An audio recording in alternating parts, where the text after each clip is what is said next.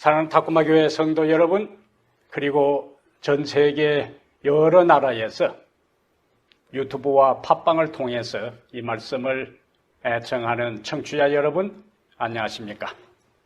오늘 이 행복한 안식일에 여러분들을 말씀을 가지고 함께 만나게 됨을 기쁘게 생각합니다. 오늘 우리가 함께 살펴볼 하나님의 말씀은 마가복음 15장 33절부터 36절까지입니다. 마가복음 15장 33절부터 36절까지요. 제6시가 되매 온 땅에 어둠이 임하여 제9시까지 계속하더니 제9시에 예수께서 크게 소리 지르시되 엘리 엘리 라마 사박다니 하시니 이를 번역하면 나의 하나님 어찌하여 나를 버리셨나이까 하는 뜻이라. 곁에 섰던 자 중 어떤 이들이 듣고 이르되 보라 엘리야를 부른다 하고 한 사람이 달려가서 해면에 신 포도주를 적시어 갈대에 꿰어 마시게 하고 이르되 가만두라 엘리야가 와서 그를 내려주나 보자 하더라. 36절까지 말씀을 함께 읽었습니다. 오늘 우리가 함께 살펴볼 하나님의 말씀은 마가복음 15장 33절부터 36절인데요. 이 본문의 제목을 버림받은 자의 탄식, 버림받은 자의 탄식, 이런 제목으로 오늘 하나님 말씀을 함께 살펴보겠습니다. 인생을 살다 보면은 내 의지와 상관없이 버림받는 경우가 가끔 있습니다. 나이가 들어 자식에게 길바닥에 내어 쫓기는 경우도 있고요. 한평생 사랑하겠다고 했던 배우자에게 버림을 당하기도 합니다. 또 믿었던 친구에게 배신을 당해요. 좋은 관계를 유지했던 사람들과 오랫동안 관계를 지속할 것처럼 생각했는데 어느 틈인가 그 관계가 깨지고 등을 돌리는 경우도 있습니다. 이 외에 우리는 여러 형태의 배신, 배반, 이런 변절과 같은 가슴 아픈 경험을 우리가 인생을 살아가면서 하게 되지요. 여러분, 이런 경험을 할 때 어떤 느낌이 들어요? 버림받은 느낌이잖아요. 사실 우리가 인생을 살아가면서 버림받는 느낌은 견디기 힘든 고통이고 또 아픔입니다. 이러한 것은 우리의 마음과 영혼에 깊은 상처를 남겨요. 그런데 우리만 버림받는 경험을 하는 것이 아니라 오늘 성경에 또 다른 한 인물이 버림받는 경험을 한 고통스러운 이야기가 오늘 본문에 나와 있습니다. 엘리 엘리 라마 사박다니. 여러분, 이것이 무슨 의미인지 아세요? 엘리 엘리 라마 사박다니. 나의 하나님 어찌하여 나를 버리셨나이까, 이런 뜻입니다. 그러면 결국 예수님께서도 십자가 위에서 버림을 받으셨어요. 그러면 우리가 오늘 질문을 던져야 되는데, 예수님은 왜 버림을 받으셨는가? 그 다음에 버림받음의 역설은 무엇인가? 버림받았다고 생각하는 그때에 우리는 어떻게 해야 하는가? 이런 내용들을 오늘 우리가 함께 살펴보면서 하나님께서 우리에게 주시는 교훈을 증거하려고 합니다. 첫 번째, 우리가 어떤 질문을 던졌습니까? 왜 예수님은 하나님께 버림을 받으셨는가? 왜 예수님은 하나님께 버림을 받으셨는가? 이 질문을 염두에 두고 내용을 쭉 들어보시기를 바랍니다. 예수님의 삶은 버림받음의 연속이었어요. 예수님의 삶의 특징 중에 한 가지가 연속적으로 버림을 받으셨습니다. 예수님은 그의 형제들에게 버림을 받으셨습니까? 그의 형제들에게 버림을 받으셨어요. 요한복음 7장 5절에 보면은 예수님의 형제들도 예수님을 믿지 않았습니다. 예수님은 그의 고향 나사렛 사람들에게 버림을 받으셨습니까? 누가복음 4장 28절과 29절에 회당에 있는 자들이 이것을 듣고 다 분이 가득하여 일어나 동네 밖으로 쫓아내어 그 동네가 건설된 산 낭떠러지까지 끌고 가서 밀쳐 내리치고자 하되, 여기 보니까 나사렛 동네 사람들에게 예수님께서 또 버림을 받았어요. 다른 사람은 버린다 할지라도 형제들은 버리면 안 되잖아요. 다른 동네 사람들은 버린다 할지라도 자기가 태어나고 성장한 동네 사람들은 버리면 안 되는 겁니다. 그런데 예수님은 동네 사람들에게 버림을 받았어요. 예수님은 자신의 백성들에게 버림을 받았습니까? 요한복음 1장 11절에 자기 땅에 오매 자기 백성이 영접지 아니했다. 예수님은 또한 제자들에게 버림을 받았어요. 마가복음 14장 50절에 제자들이 다 예수를 버리고 도망갔다. 그렇게 했습니다. 예수님에게 죄가 없는 것은 알았지만 군중의 요구를 만족시키기 위해 빌라도는 예수님을 버렸어요. 한 사람이 이스라엘을 대신하여 죽는 것이 낫다고 판단한 대제사장들에게 예수님은 버림을 받았습니다. 예수님은 십자가에 못 박은 백부장과 로마 군병들에게도 또 버림을 받았어요. 그리고 오늘 결정적으로 마지막 누구에게까지요? 엘리 엘리 라마 사박다니, 나의 하나님 어찌하여 나를 버리셨나이까. 오늘 본문에서 예수님은 하나님에게까지 버림을 받으셨습니다. 그분은 왜 하나님에게까지 버림을 받으셨는가? 원래는 하나님께서 범죄한 사람을 버리셔야 했어요. 그런데 여러분, 범죄한 사람을 하나님께서 버리시면 어떻게 되겠어요? 모든 인류는 하나님께 버림받아서 죽게 되는 것입니다. 그래서 하나님은 사람 대신에 예수님을 버리기로 결정하셨어요. 그리고 그에게 사람이 받을 율법의 저주와 형벌을 쏟아 부은 것입니다. 이사야 53장 6절의 말씀은 이사야 53장 6절에 여호와께서 우리 모두의 죄악을 그에게 담당시키셨도다. 이수가 말씀이죠. 그러나 이것은 굉장히 중요한 말씀입니다. 베드로전서 2장 24절에는 친히 나무에 달려 그 몸으로 우리 죄를 담당하셨다고 성경은 말씀하고 있어요. 시대의 소망은 좀 더 구체적으로 이야기를 합니다. 시대의 소망 753페이지에 우리의 대리자요 보증인이 되시는 그리스도께 우리 모두의 죄가 놓여졌다. 우리를 율법의 정죄에서 구속하시려고 그분은 범죄자로 헤아림을 받으셨다.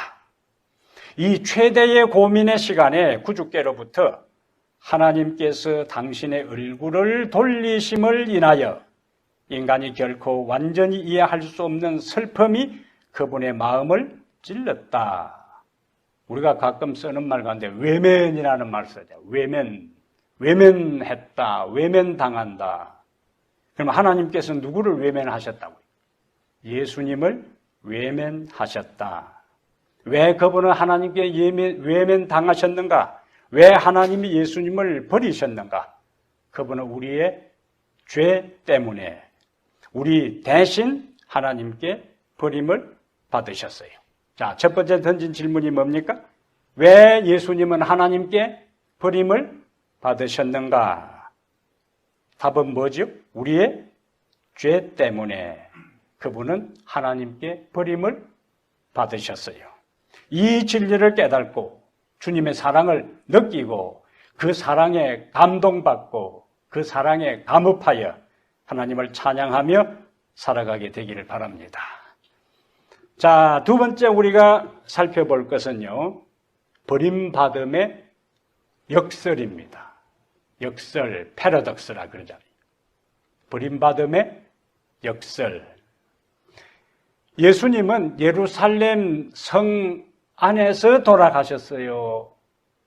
예루살렘 성 밖에서 돌아가셨어요. 예수님은 성 밖에서 돌아가셨는지 성 안에서 돌아가셨는지 우리가 말씀을 통해서 확인을 하겠습니다. 히브리서 13장 11절 12절에 다 찾으시고, 히브리 13장 11절 12절에 이는 죄를 위한 짐승의 피는 대제사장이 가지고 성소에 들어가고 그 육체는, 그 다음에 포인트가 나옵니다.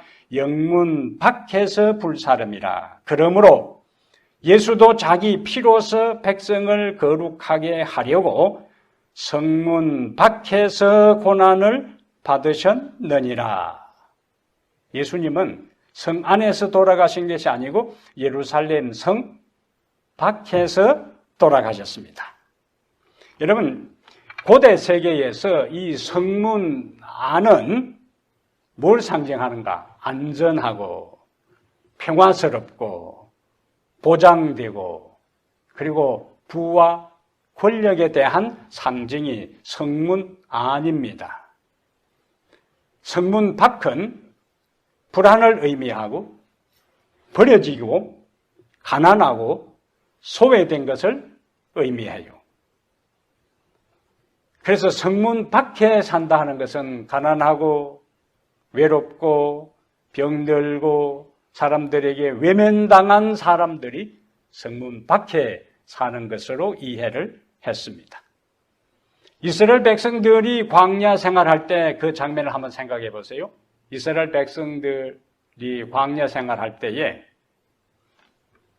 진영 안, 하나님의 성막이 있는 곳을 중심으로 해서 이스라엘 백성들이 성막 텐트를 다 쳤잖아요. 그 성막 주위로 텐트를 다 쳤어요. 그래서 진영 안과 진영 밖은 굉장한 차이가 있습니다. 그 당시 혹시 나환자들이 있을 경우에는 진 안에 머물지 못하게 하고 진 밖으로 쫓아냈어요. 문제가 있는 범죄인들도 진 밖으로 쫓아낸 것입니다. 그러니까 진영 안은 뭘 의미하는가? 하나님의 영이 머무는 곳이고 임재가 있는 거룩한 곳이고, 진 밖은 하나님의 임재가 거두어지고 부정하고 불결한 곳을 의미했어요. 예수님이 주 활동한 영역이 예루살렘이세요? 아니면은 갈릴리? 예루살렘과 갈릴리 중에서 예수님 주로 어디서 활동하셨어요? 갈릴리 지역에서 활동하셨어요. 예루살렘은 성으로 둘러싸인 곳이고 갈릴리는 그냥 노출된 곳입니다. 근데 예수님의 주 활동 무대가 예루살렘이 아니고 갈릴리 지역이었어요. 갈릴리 지역에는 대부분 그 당시 주류 사회에서 밀려난 사람들이, 비주류 사람들이 갈릴리 변방에 머물고 있었습니다. 근데 예수님은 주로 활동하기를 어디에서요? 예루살렘이 아니라 갈릴리 지역에서 주류 사람들을 상대로 복음 활동을 한 것이 아니라 비주류 사람들, 가난한 사람들, 소외된 사람들, 병든 사람들, 그리고 이방인들과 혼혈 결혼을 해서 사는 이스라엘 주류 사회에게 소외된 그 사람들을 상대로 예수님께서 복음을 전한 것을 확인할 수 있습니다. 그러면 왜 예수님은 영문 밖에서, 성문 밖에서 돌아가셨는가? 여기에 버림받음의 역설이 있습니다. 아담과 하와가 범죄한 다음에 그들은 안전과 행복과 기쁨의 상징인 에덴 동산에서 쫓겨났어요. 창세기 3장 24절에.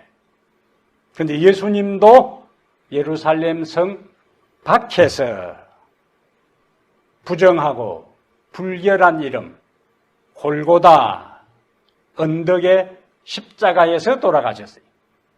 골고다는 의미가 뭐지요? 해골의 산입니다. 해골의 산. 벌써 시체, 사람의 시체가 있는 곳은 모든 시대에 있어서 항상 그것은 정결한 것이 아니라 부정한 곳입니다. 그러면은 성문 밖에다가 거기다가 해골의 산이라는 이름을 가진 골고다 언덕에서 돌아가신 것은 예수님은 부정한 곳에서 거룩한 분이 돌아가심으로 부정한 곳, 소외되고 그리고 사람들의 인정을 받지 못하는 그 장소에 있는 사람들을 다시 하나님의 영역으로 인도하기 위해서 예수님께서 성문 밖에서 돌아가셨어요. 그것은 아담과 하와가 범죄하고 난 다음에 에덴 동산에서 쫓겨났잖아요. 그 쫓겨난 아담과 하와를 다시 에덴 동산 안으로, 쫓겨난 아담과 하와의 후손들인 우리들을 다시 예루살렘 성 안으로 인도하기 위해서 하나님께서 성문 밖에서 돌아가신 거예요. 자, 또 다른 반전을 우리가 한번 보겠어요. 예수님이 십자가에 달리실 때가 달려 돌아가시고 난 다음에 현대 시각으로 여기 마가복음 15장 33절에 제6시가 되매 온 땅에 어둠이 임하여 제9시까지 계속하더니 제6시는 오늘날로 치면은 12시입니다. 그리고 제9시까지니까 12시부터 오후 3시까지 오늘 본문 마가복음 15장 33절을 보면은 가장 한낮, 가장 밝은 날에 성경은 온 땅에 어둠이 임했다 그랬습니다. 그러니까 가장 밝은 시간에 가장 캄캄한 어둠이 골고다 언덕에 임했어요. 이때의 장면을 시대소망은 이렇게 묘사하고 있습니다. 시대소망 753페이지에 태양은 이 무서운 광경을 보기를 거절했다. 세상을 밝게 비추고 있던 한낮의 태양이 그때에 갑자기 없어진 것처럼 보였다. 장례식 휘장 같은 칠흑 같은 어둠이 십자가를 뒤덮었다. 일식이나 다른 자연현상이 없었는데도 달도 없고 별도 없는 한밤중에 짙은 어둠과 같았다. 한낮의 가장 밝은 시간에 가장 짙은 어둠이 골고다 언덕을 덮은 것입니다. 역설이요. 신비입니다. 그런데 여러분, 우리가 성경을 보면은 좀 특이하고 이해하기 힘든 구절들이 있는데 종종 하나님은 얼굴을 숨기시는 분으로 설명하고 있어요. 어떤 하나님이요? 얼굴을 숨기시는 하나님. 또 우리 하나님은 숨어 계시는 하나님으로 말씀합니다. 얼굴을 숨기시는 하나님, 또 어떤 하나님이요? 숨어 계시는 하나님으로 말씀을 하셔요. 여기 시편 13편 1절에 여호와여 어느 때까지니까 나를 영원히 잊으시나이까 주의 얼굴을 나에게서 어느 때까지 숨기시겠나이까. 이사야 45장 15절의 말씀은 또 다른 말씀인데 이사야 45장 15절요. 이사야 45장 15절에도 아주 특이한 말씀이 있습니다. 45장 15절에 구원자 이스라엘의 하나님이여 진실로 주는 스스로 숨어 계시는 하나님이시니이다.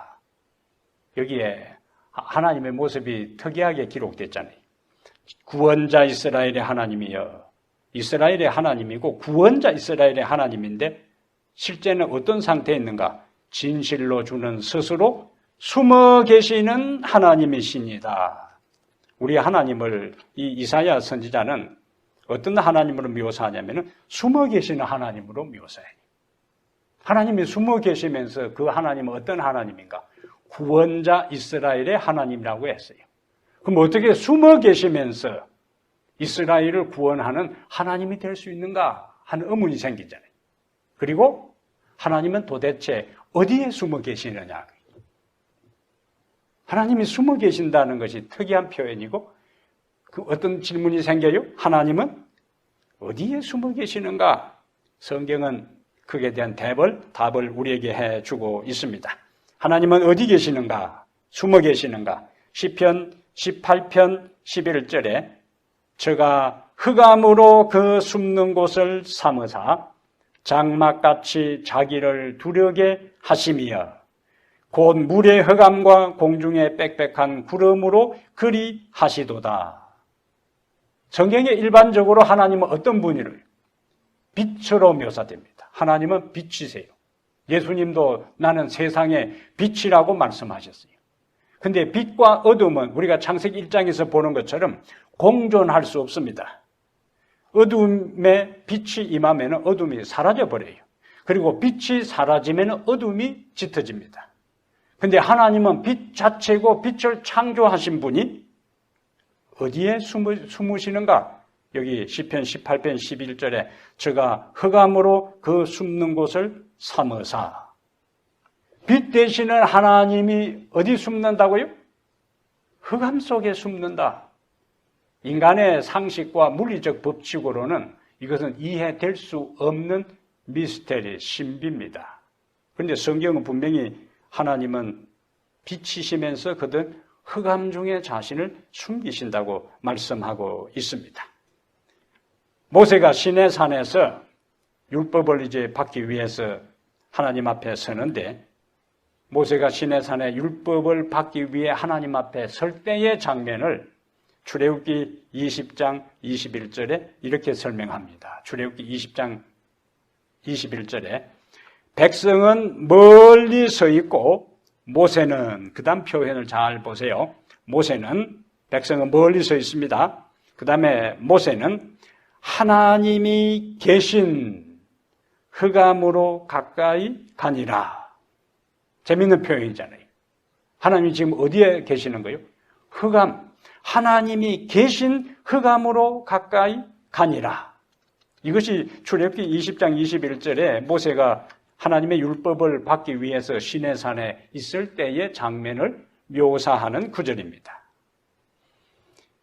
그러면 우리가 인생을 살 때에 일반적으로 흑암, 어두움은 무엇을 상징할까요? 흑암과 어두움은 인생의 시련과 고난과 질고와 실패와 절망과 좌절과 모든 부정적인 요소가 다 어느 단어에 함축되어 있는가? 흑암입니다. 흑암, 어둠이에요. 그런데 성경에서 반복해서 하나님은 어디에 숨어 계신다고요? 어둠 속에, 흑암 속에 숨어 계신다고 했어요. 그러므로 우리의 인생에 이런저런 어둠, 흑암, 깜깜함, 그때 우리 스스로 생각할 때는 어떻게 생각해요? 하나님은 나와 함께 계시지 않고 나는 이 어둠 속에, 이 깜깜한 흑암 속에 내팽개쳐진, 내던져진 존재라고 생각할 수가 있습니다.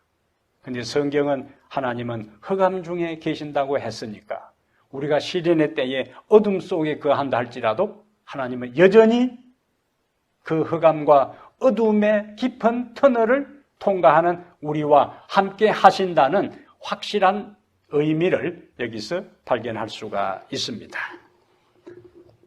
요셉의 형제들이 요셉을 물구덩이에다 던졌어요. 구덩이에 던져놨을 때 그 구덩이는 요셉에게 있어서 어둠이었습니다. 그가 보디발의 집에 팔려갔어요. 보디발의 집에 노예로 팔려갔으니까 그의 삶은 이제 짙은 어둠의 시작입니다. 요셉 스스로 생각할, 독자들인 우리가 훗날 그것을 생각하더라도 하나님이 계시면은 아버지 심부름을 하고 충성스럽게 순종한 요셉이 형들에 의해서 팔려가서도 안 되고 또 갈 때에 요셉이 얼마나 많이 기도했겠어요. 요셉 도단에서 팔려서 애굽으로 갈 때에 단시간에 가는 거리가 아니고 여러 날 걸리는 시간이었기 때문에 요셉은 장막을 그 노예 상인들이 치는 그곳마다 조용한 시간이 되어지면 끊임없이 뭐 했을까요? 하나님 제발 나 좀 자유를 얻어 아버지 집에 돌아가게 해달라고 도와달라고 기도했을 거예요. 그는 깜깜한 가운데 있었기 때문에. 그래도 그 노예로 팔려가고 말았어요. 그의 삶은 어두웠습니다. 그리고 그가 억울한 누명을 쓰고 성실하게 한 그 죄 때문에 하나님의 말씀대로 순종하는 것 때문에 감옥에 갇혔어요. 요셉의 삶은 또 다른 어둠이었습니다. 그러면 노예 삶도 어둠인데, 노예가 누명을 쓴 것도 어둠인데, 그 노예가 감옥에 떨어졌어요. 노예가 억울한 누명을 쓰고 감옥 생활을 한다는 것은 요셉의 인생은 완전한 흑암입니다. 그럼 하나님은 그때 어디 계셨는가? 성경은 요셉이 그와 같은 흑암 중에 있을 때의 상황을 묘사하면서 하나님이 그때 어디 계셨는가 하는 것을 이렇게 설명합니다. 창세기 39장 2절에 그가 이제 이스마엘 사람의 손에서 친위대장 보디발이 요셉을 샀을 때에 39장 2절에 여호와께서 요셉과 함께 하심으로 그가 형통한 자가 되어 그의 주인 애굽 사람의 집에 있으니, 보디발의 집에 팔려갔을 그때 어둠 노예의 신분으로 시작되었는데 성경은 여호와께서 그 어둠의 때에 함께 하셨다. 그 다음에 주인의 인정을 받았어요. 그 다음에 가정 총무로 그가 승진합니다. 이제 스스로 생각할 때 어떤 마음을 가졌을까요? 아, 이제 나에게 어둠의 때가 좀 지나고 나에게도 이렇게 밝은 때가 오는구나 라고 생각을 했을 겁니다. 근데 우리가 아는 대로 그가 억울한 누명을 쓰고 감옥에 투옥되어요. 요셉의 인생의 또 다른 어둠과 흑암입니다. 하나님은 이때에 요셉의 인생에 있어서 하나님은 어디에 계셨는가? 창세기 39장 20절에 이렇게 이야기합니다. 이에 요셉의 주인이 그를 잡아 옥에 가두니, 그 옥은 왕의 제수를 가두는 곳이었더라. 요셉이 옥에 갇혔으나 옥에 갇혔다. 어둠입니다. 그런데 옥에 갇혔으나 21절에 여호와께서 요셉과 함께 하시고, 요셉의 반복적인 삶, 어둠의 삶이 연속적으로 이어졌지만은 하나님은 요셉의 삶을 외면하거나 무관심하거나 방관하지 아니하고 요셉의 삶이 힘들고 어렵고 시련의 터널을 통과하는 깜깜한 그 밤중과 같은 삶에 성경은 그 어둠의 삶과 연이어 하나님이 함께 하셨다는 것을 강조하고 있습니다. 다윗이 사울을 피해 이곳저곳으로 도피할 때에 다윗의 삶은 어둠이었어요. 그리고 그를 추종하는 400명, 후에는 이제 600명으로 불어났지만은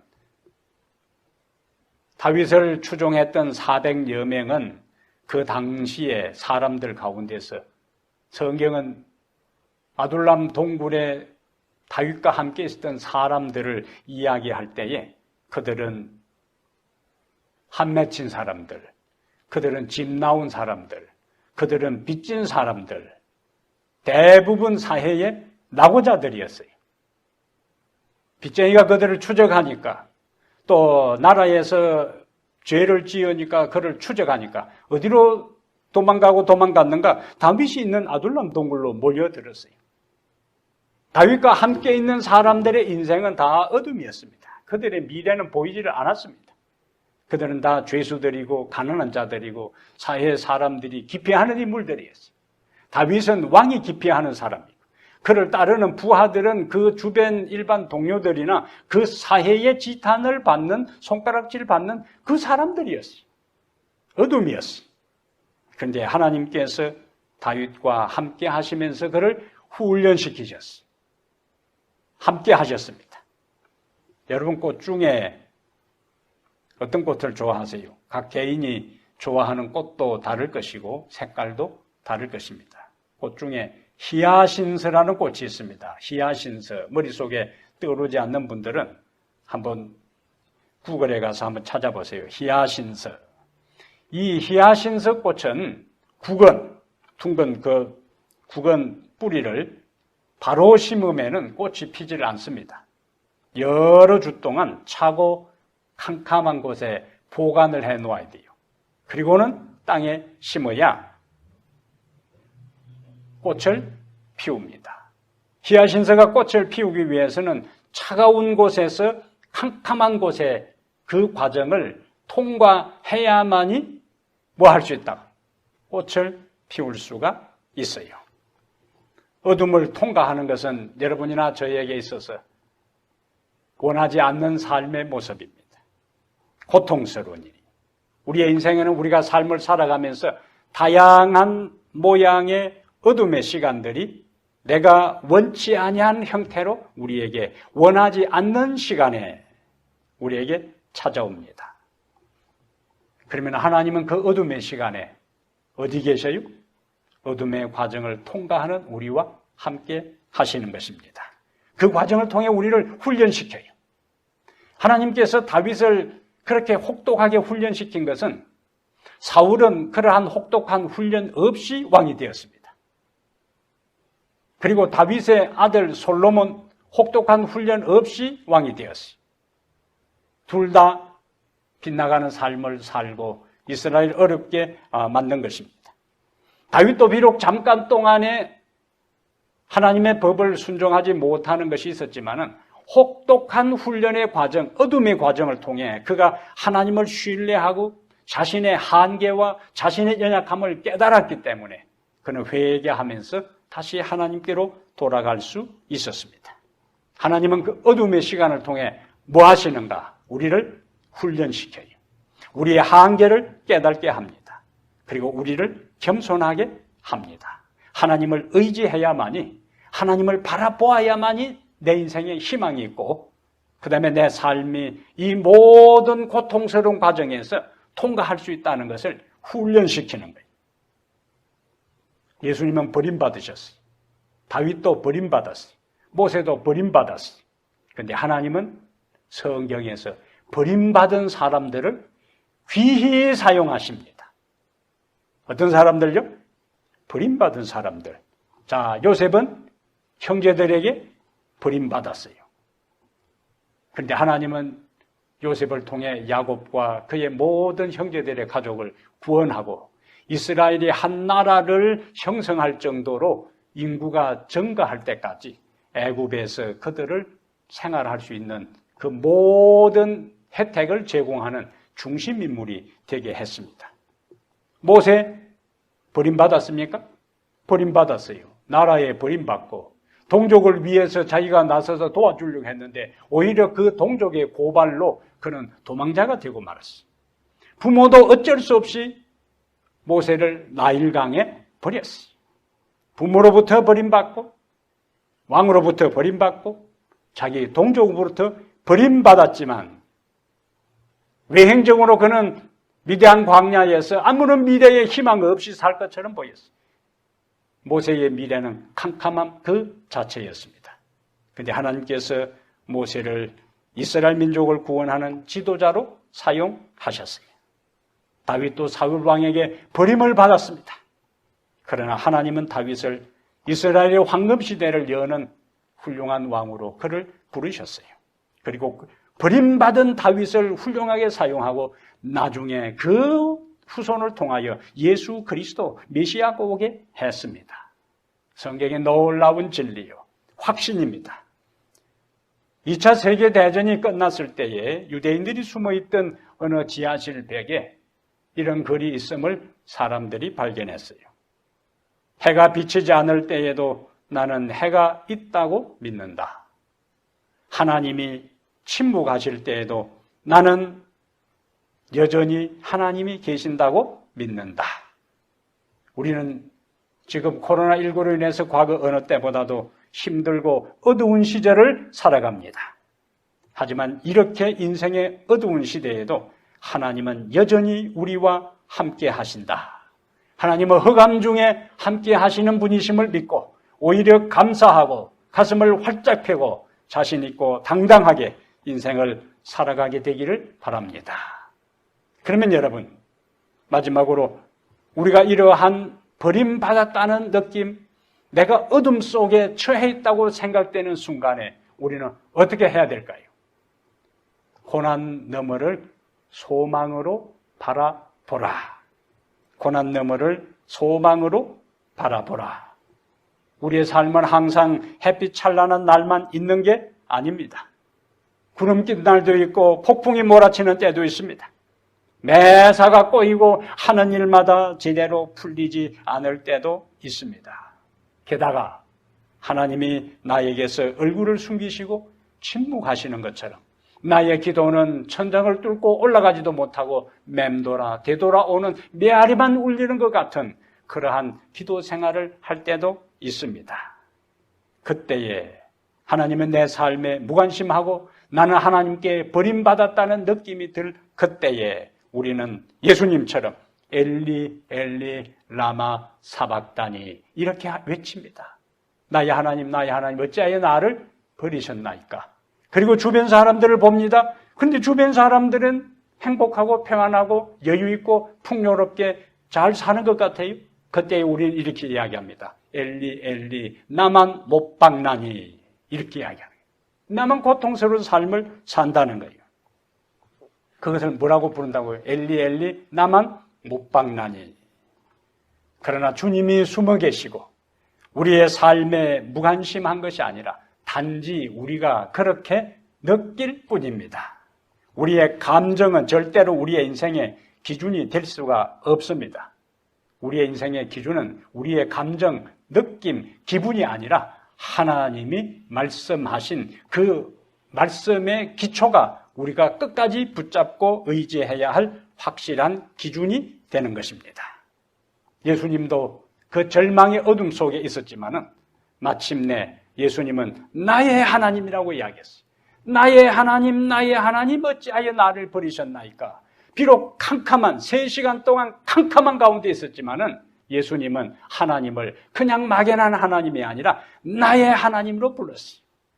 하나님의 임재가 느껴지지 않는 그 절망의 어둠 속에서도 나의 하나님이라고 외쳤기 때문에 하나님께서 주시는 위로를 얻을 수 있었고 마침내 다 이루었다 외치면서 인류 구원의 사역을 완성할 수 있었습니다. 사랑하는 여러분, 주님의 지상생애는 버림받는 것 같은 삶이었습니다. 왜 주님이 버림을 받으셨다고요? 우리의 죄 때문에 그분은 하나님께 버림을 받았습니다. 그런데 여러분, 버림받으면은 역설이 있습니다. 그가 버림받음으로 하나님이 우리를 받아주셨어요. 그가 성 밖에 내심으로 돌아가셨을 때에 우리는 하나님 성 예루살렘을 바라보고 예루살렘 성 안으로 들어갈 수 있는 자격과 축복을 누리게 되었습니다. 흑암 중에도 하나님은 여전히 우리와 함께 하십니다. 버림받은 것 같은 절망의 밤에도 여전히 하나님은 우리와 함께 하시는 것을 믿고 소망을 말하며 소망을 노래하고 하나님 임재를 의식하면서 살아가는 성도들 되기를 주의 이름으로 축복합니다. 하나님 우리 아버지, 오늘 우리에게 소망의 말씀을 주시니 감사합니다. 예수님이 버림받은 것 같았지만은 하나님께서 버림받은 예수 대신에 우리를 다 받아주시고 예수님이 하나님의 말씀에 순종함으로 버림받은 것처럼 보였지만 마침내 하나님은 그를 부활시키셔서 하나님 보좌 우편에 앉게 하는 축복을 주셨고 그를 믿는 모든 우리들이 다시 하나님 보좌 우편에 앉을 수 있는 특권까지 허락하시니 감사합니다. 내 인생에 어둠이 있는 것처럼 보이고 한 줄기 빛도 보이지 아니해도 그 어둠 속에서도 하나님은 여전히 나와 함께 하셔서 다윗과 함께 하시고 각 시대의 모든 고통받는 하나님의 백성들, 무엇보다 오늘 우리가 살펴본 요셉의 인생에 함께 하셨던 하나님은 우리의 흑암 중에도 함께 하시는 것을 믿사오니 주님을 찬양하고 감사를 드립니다. 이와 같은 확신 속에서 흔들림이 없는 믿음의 길을, 이 고난의 때를 넉넉히 통과하는 주의 거룩한 종들 다 되도록 역사해 주시옵기를 우리 주 예수 그리스도 이름으로 간절히 축복합니다. 아멘.